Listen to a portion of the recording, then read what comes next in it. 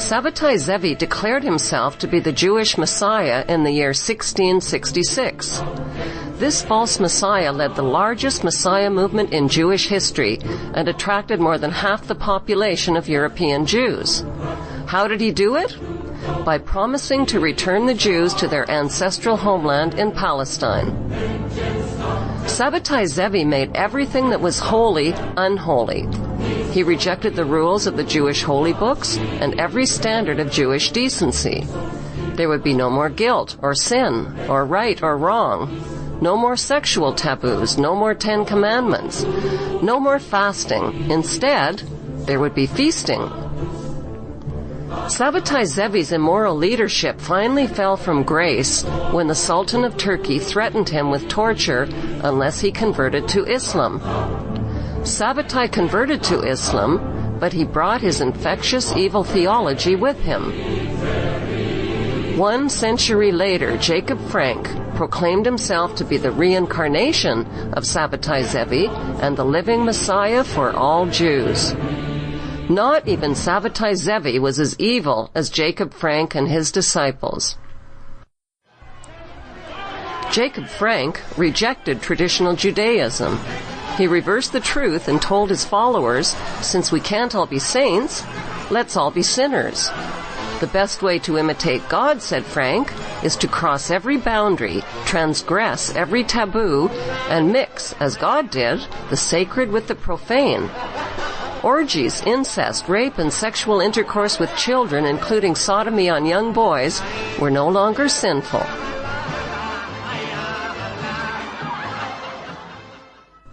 In 1773, Jacob Frank traveled to Frankfurt, Germany, the birthplace of the Illuminati. That's where he formed an unholy alliance with Adam Weishaupt and Mayor Amschel Rothschild's banking dynasty. The ambition of the Rothschild dynasty was to win control of the world's gold, central banks, and wealth. The Rothschilds sent John Jacob Astor, Jacob Schiff, and Paul Warburg to America, where they influenced the privatization of the Federal Reserve banking system and the dismantling of the American Constitution.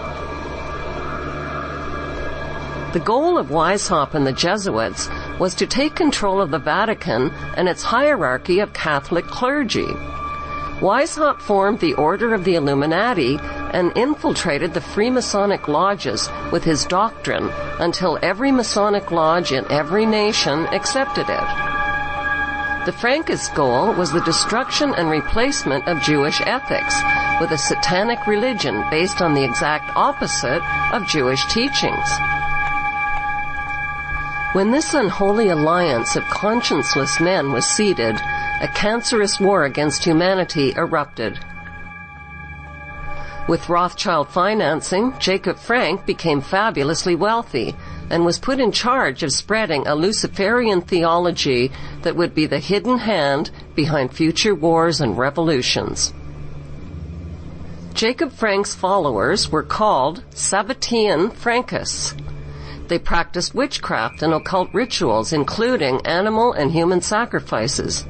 Lucifer, they declared, was the true God. The Sabbatian Frankists expanded their movement by masquerading as converts to other religions. They converted to Catholicism and to Islam, where they embedded themselves and spread their Luciferian infection as closeted crypto-Jews. The Frankists traded their wives and daughters with members and with powerful non-members who they needed to seduce into their cult. Jewish professor Gershon Scholem called Jacob Frank one of the most frightening men in Jewish history.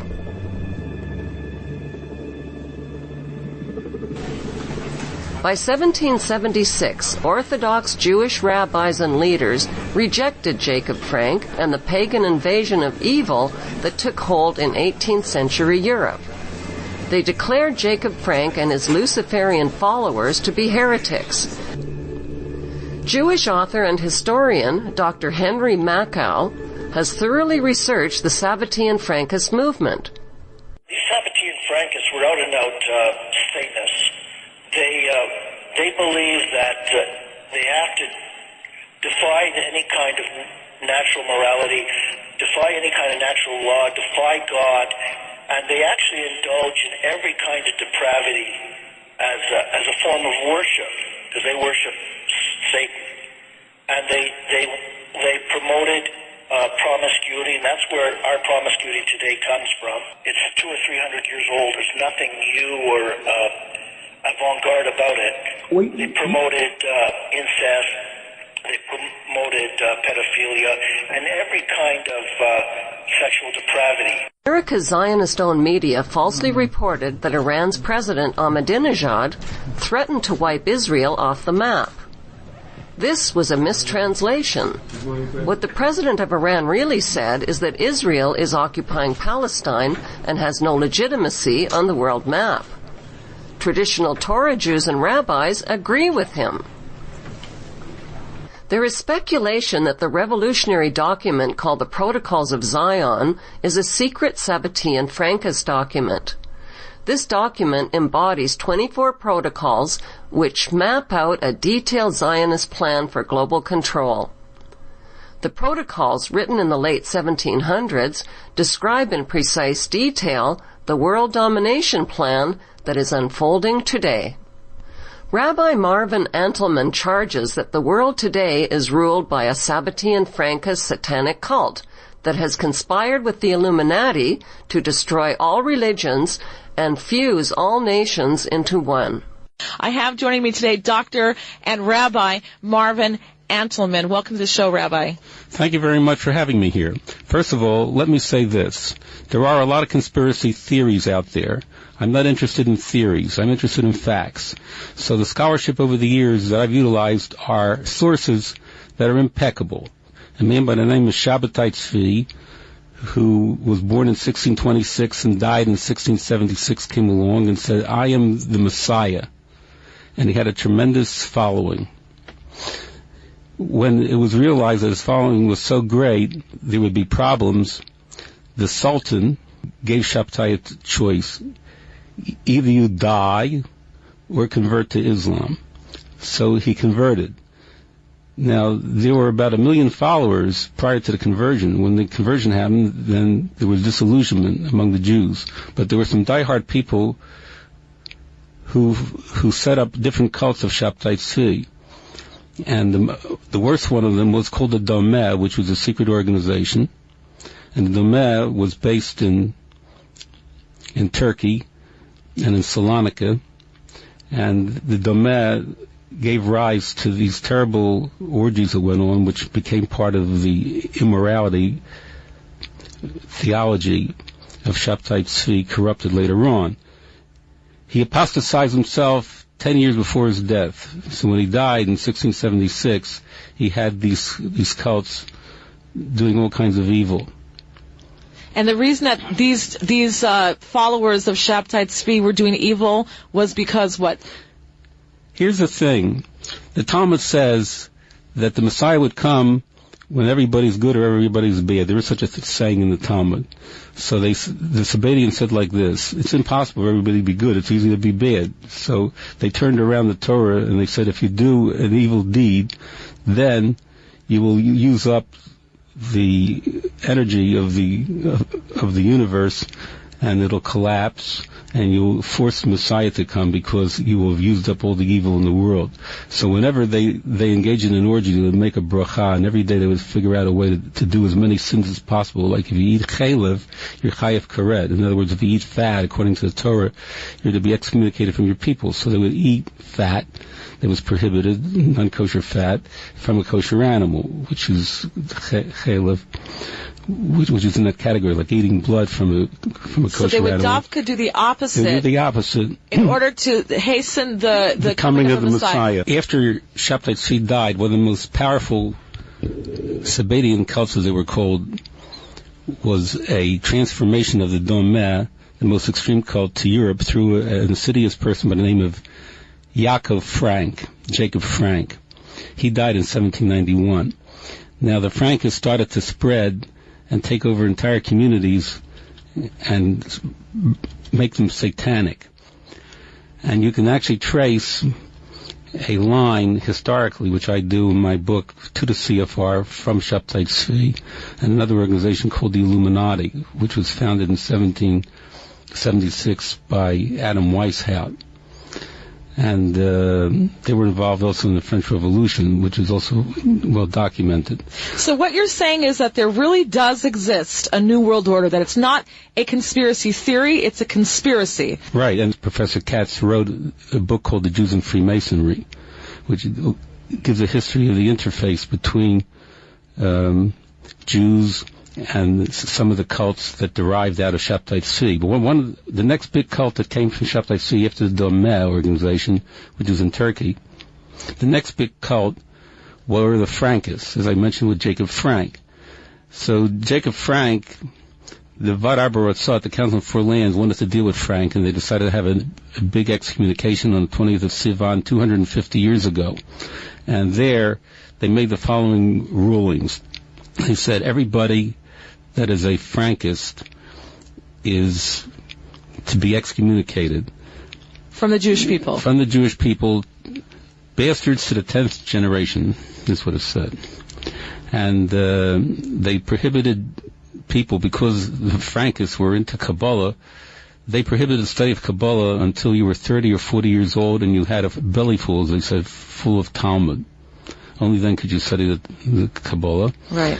And they said they're women or whores.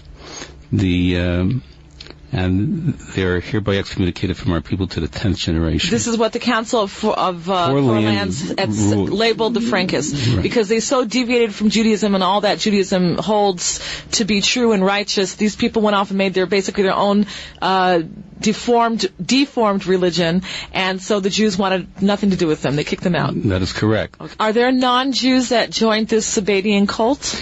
No, non-Jews did not join the Sabbatian cult, but the non-Jews did join the Illuminati. The Frankist movement was a front organization for Illuminists, believing that one achieves purity through sin. Thus, we find Frankists practicing sex orgies. While such ideas were foreign to Orthodox Jews, they were not strange or alien to the predominantly Gentile Illuminist movement. As a matter of fact, in his writings, the Illuminist Adam Weishaupt called for the abolition of all ordered forms of religion, and that syncs up perfectly with what the Frankists were trying to achieve. The story of the Frankists begins really not with the founder of the movement, Jacob Frank, but with Sabbatian Zevi or Zivi, a claimed Messiah and Kabbalist. And he was a Turkish fellow, is that right? That's correct. Sabbatian Zevi founded the Donmi sect, a group which became rather large in the Ottoman Empire. And Sabbatian does not appear to have been insane. He knew what he was doing when he made this declaration of being Messiah. This was in the 1600s, was it? Yes, that's correct. The rationale put forward was that because Sabbatian was the Messiah, he had the authority to abolish the religious observances of traditional Judaism. And he began moving in this direction by declaring the 10th of Tevet no longer a day of fasting, but a day of feasting. Sabbatian claimed that he had been promised a consort in a dream, and that consort was to be an unchaste woman. And there was a woman that was living in Livorno named Sarah that became his choice pick. She was a prostitute who claimed that she was to become the bride of the Messiah. So she was brought to Cairo and married to Sabbatian and fell into the role quite nicely and helped to confirm his messiahship, at least in the eyes of his followers. This group taught Jacob Frank. We see that there is these heretical beliefs with Jacob Frank from his earliest days, that he was probably brought up in it from childhood on. So Jacob Frank began holding secret meetings in 1755 where he preached ideas that were antithetical to the Orthodox Judaism. One gathering in a place called Landskron was so egregious, and just so much outrageous nonsense went on there, that it drew the attention of the authorities in the area. It drew the attention of the rabbis, and as a result, a rabbinical court was held in Satanov, a village where many of Frank's followers confessed to all sorts of outrageous sexual immorality.